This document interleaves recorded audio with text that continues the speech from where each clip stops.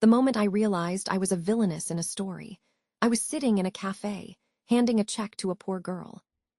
"Here is $500,000. Leave Ethan Harvey," I said. The girl, Lily Sterling, tore the check into pieces and splashed her cold coffee right in my face. "Don't you dare insult our love with your dirty money," she screamed. I wiped my face, unfazed. If this was my role, I was going to play it better than anyone. "Miss Sterling, don't be so dramatic," I smiled, leaning forward. "I heard your mother needs a kidney transplant. I can find the donor, send her to the best hospital in Zurich, and cover every single medical bill. If $500,000 isn't enough, let's make it $2 million. Lily froze, her face pale with hesitation. I kept adding weight to the scale. "Plus, I'll send you to that elite design school in Paris. A real future is worth much more than a 3-month romance. Your mother's life, or a man you've barely known for a semester." "You know how to choose," I whispered. Lily bowed her head, tears streaming down.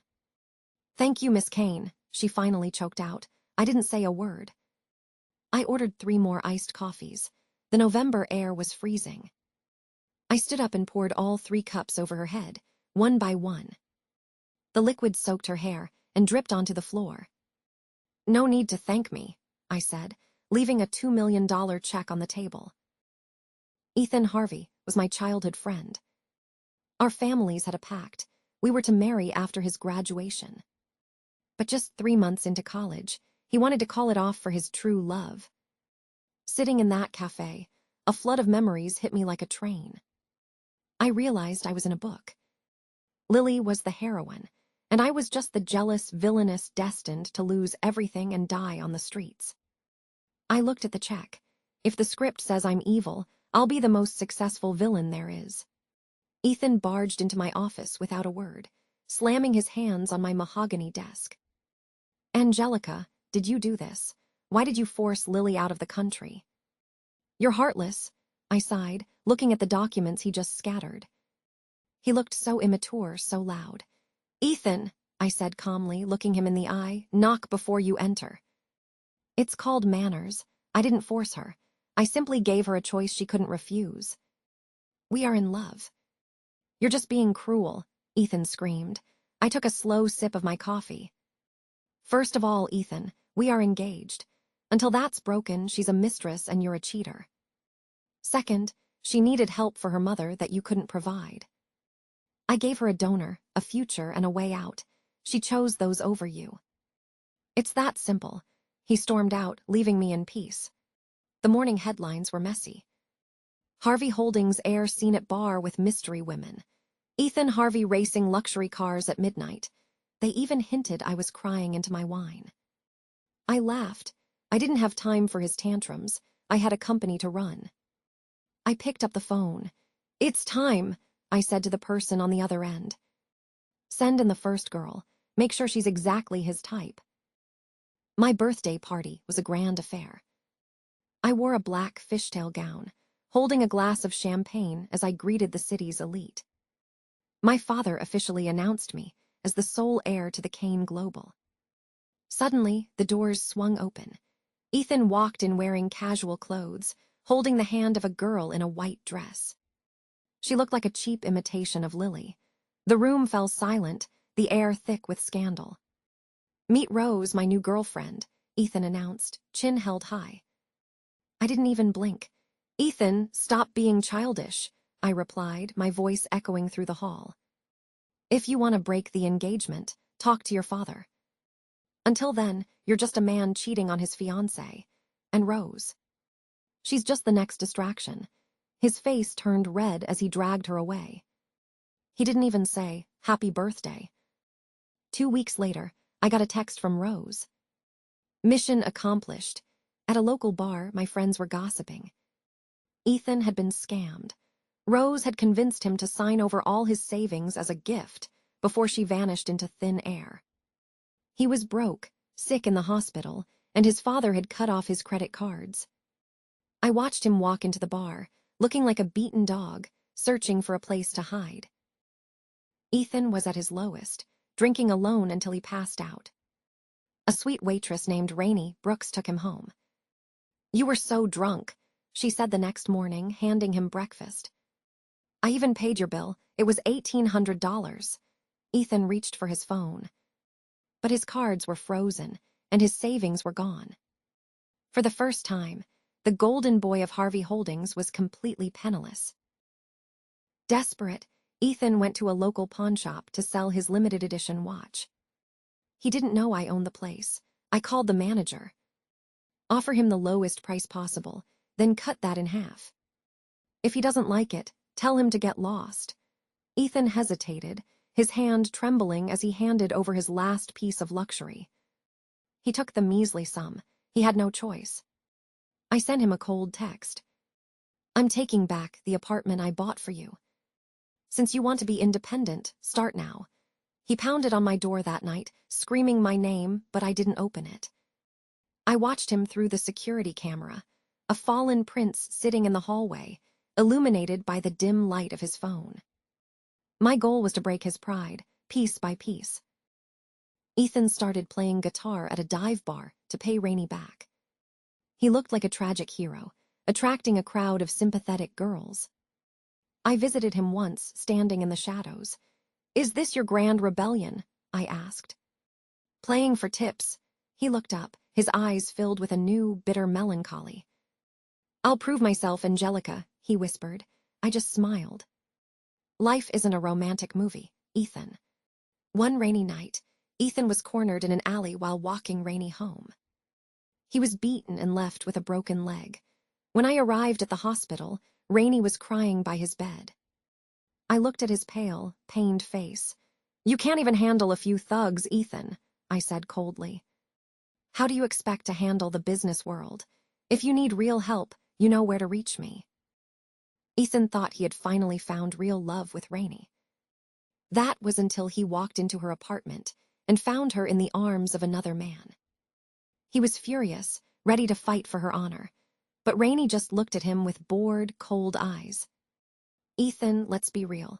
I have a life to live. You have no money and no future. Why would I stay with a loser like you?" "Was it all a lie?" Ethan's voice cracked. Rainey laughed, lighting a cigarette. "I thought you were a rich catch, but you're just a spoiled brat with nothing. You're worthless without your father's name." She walked away without looking back. He didn't know I had just sent her $1 million check to exit the stage forever. We both got what we wanted. Ethan sat across from me at a bar, staring into his drink. "Why did you like them, Ethan?" I asked softly. He looked at me with bloodshot eyes. "Because they needed me. You, Angelica, you're a goddess. You're perfect. You don't need anyone, but they were weak. They made me feel important." I looked at him with pity. He didn't realize he was the weakest one in the room. Love was never my priority. As a businesswoman, my eyes were on the prize, Harvey Holdings. While Ethan was playing hero with his true loves, I was moving my chess pieces for a total takeover. I wasn't just a jealous fiancé. I was a predator waiting for the right moment. Every move he made, every girl he met, was part of my design. Ethan decided to start his own company with his college roommates to prove his worth. He was full of energy, signing small contracts and finally feeling like a successful man. But his partners were lazy and greedy, only interested in his family name. I watched from my skyscraper, letting him build his little sandcastle. I knew exactly when the tide would come in to wash it all away. Then came Sunny Summers. She was different, gentle, intelligent, a top student. She was a ray of sunshine in Ethan's chaotic life. He was head over heels, even bragging about her at a university gala. "Meet Sunny, my girlfriend," he said, beaming with pride. "She's everything a woman should be, warm, kind, and actually human." I just smiled and toasted to their happiness. Ethan's startup seemed to be booming, making him more arrogant than ever. He even did a newspaper interview, claiming our families were just business, and that he'd found his one true love. I read the headlines over breakfast. He didn't realize that his success was a house of cards I had built for him. The higher he climbed, the harder he was going to fall. In March, the trap snapped shut. A major joint project between our companies was found to have serious quality issues. The media exploded. Harvey Holdings was accused of cutting corners and fraud.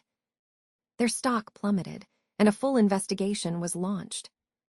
Within 3 days, the company was on the brink of bankruptcy, and Ethan's father was facing jail time. Ethan's world collapsed overnight. His business partners fled, stealing everything from the office.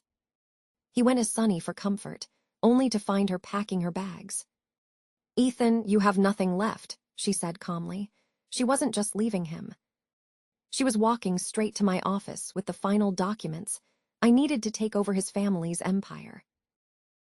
"You were a good student, Ethan," Sunny said as she handed me the files. "But Angelica paid for my entire education. You just paid for lunch." Ethan stood there, frozen. Every woman he had loved, every soulmate he had found, had been chosen by me. His entire life for the past year was a stage play, and I was the only one with the script. Ethan came to my villa, falling to his knees. His pride, his business, and his heart were all crushed. "Angelica, please," he sobbed, clutching my legs. "Save my father, I'll do anything." "I'll be good, I promise." I looked down at him. This was the moment I had waited for. The proud prince of Harvey Holdings was finally a beggar at my feet.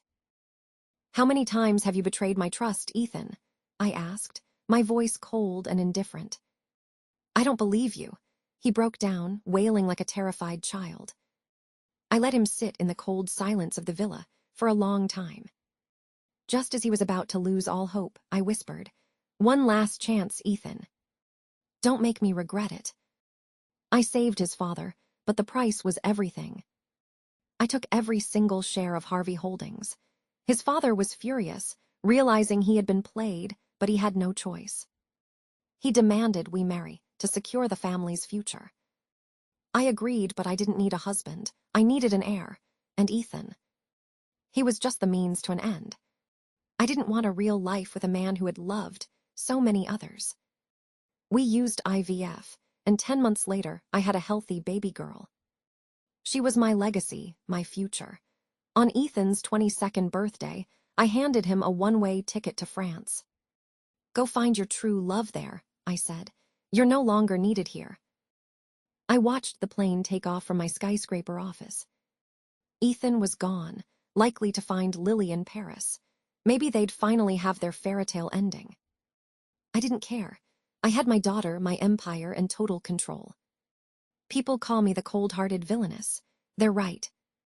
And I wouldn't change a single thing.